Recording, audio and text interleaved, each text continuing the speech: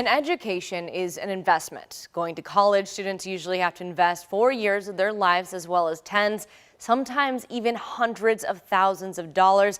The return, hopefully a good job and one that can help pay for those loans. Focus investigator John Charlton has the latest look at the debt, which comes with a diploma, and how that's often a lifelong struggle. It's been a long year, and although we're not out of the woods just yet with COVID, the true college experience is set to return to campuses like this one. Here at Bellarmine University, move-in is this weekend with classes starting next Thursday. And of course, as always, the goal is a diploma at all costs. So this is my degree. A 2018 graduate. From the University of Louisville. I got my Bachelor's of Science in Business Economics. Mackenzie Bowie got what she paid for. This is the biggest and most expensive piece of paper that I have in my house. She doesn't want to say exactly how expensive, worth every penny. but admits for her, it's valued in the tens of thousands of dollars.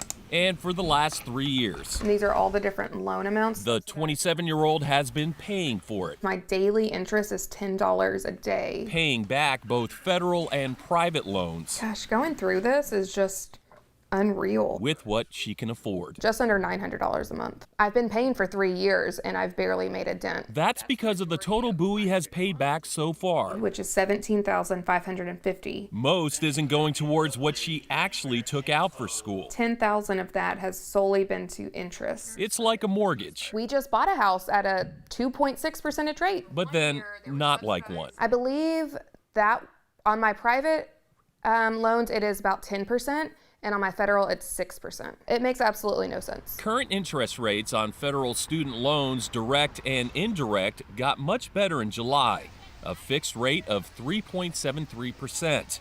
However, students often have to take out private loans to cover leftover costs, which can be substantial. Those rates vary, can be variable, and are often hefty. I don't know that the vast majority of students really know what they're getting into. According to current data from the Federal Reserve, unpaid student loan totals have climbed year after year and have reached more than $1.7 trillion in 2021.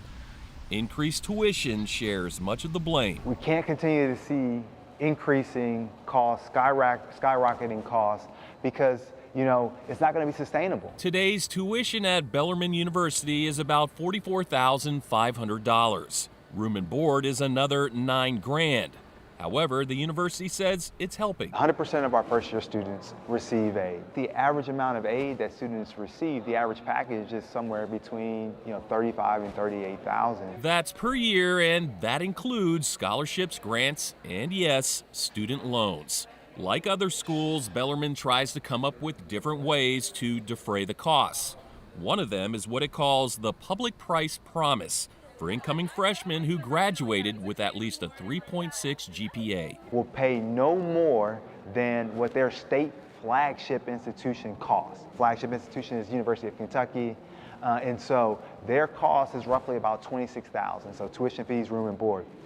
Student with 3.6 coming to Bellarmine, they would pay no more than that. The university says 39% of the incoming class is in that program. While Bellarmine touts straight A's, access, affordability, and achievement, it recognizes most diplomas come with debt. $25,000 at Bellarmine. The national average is somewhere about $29,000 or so for a 4-year degree. Come here. Since college, Mackenzie Bowie Whee! has graduated to married and mom.